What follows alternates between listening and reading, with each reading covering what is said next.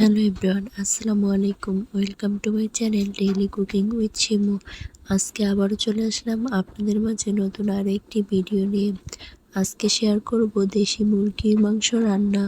প্রথমে আমি কড়াইয়ে তেল গরম করে অ্যাড করে দিলাম পেঁয়াজ কুচি, তেজপাতা, দারুচিনি এবং এলাচি। তারপরে অ্যাড করে দিলাম পরিমাণ মতো আদা রসুন বাটা। সমস্ত মশলা ভেজে নিয়ে অ্যাড করে দিলাম সামান্য পরিমাণে পানি। দিয়ে দেব স্বাদ মতো লবণ, পরিমাণ মতো হলুদ গুঁড়ো, পরিমাণ মতো মরিচ গুঁড়ো এবং পরিমাণ মতো জিরে গুঁড়ো। সমস্ত উপকরণ একসাথে ভালোভাবে নেড়েচেড়ে কষিয়ে নেব। সমস্ত মশলা ভালোভাবে কষিয়ে নেওয়া হয়ে গেলে এখানে আমি অ্যাড করে দিব দেশি মুরগির মাংস।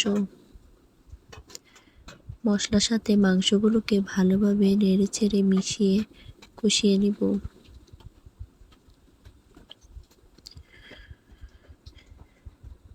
এই পর্যায়ে এখানে আমি কোনো প্রকার পানি অ্যাড করব না। মাংসটাকে মশলার সাথে এভাবেই কষিয়ে নিব। মাংস থেকেই কিছুটা পানি বের হয়ে আসলে তাতেই মাংস ভালোভাবে কষানো হয়ে যাবে। আপনারা কারা দেশি মুরগির মাংস খেতে পছন্দ করেন কমেন্টে জানাবেন। মাংসগুলো কষানো হয়ে গেলে অ্যাড করে দেব পরিমাণ মতো পানি, যতটুকু প্রয়োজন রান্নাটা শেষ করতে। এবার একটু নেড়েচেড়ে কিছুক্ষণ রান্না করে নিব। এবার এখানে অ্যাড করে দেব কয়েক টুকরো আলু। দেশি মুরগির সাথে আলু খেতে খুবই ভালো লাগে, আপনারা চাইলে স্কিপও করতে পারেন। কিছুক্ষণ নেড়েচেড়ে রান্না করে নিব।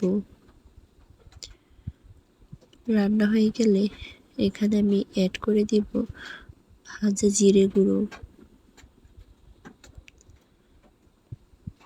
নেড়েচেড়ে মিশিয়ে নেব। এভাবে রান্না হয়ে গেল আমার আজকের রেসিপিটি। আপনাদের কাছে কেমন লেগেছে আজকের ভিডিওটি কমেন্টে জানাবেন। সবাই ভালো থাকবেন। আল্লাহ হাফেজ।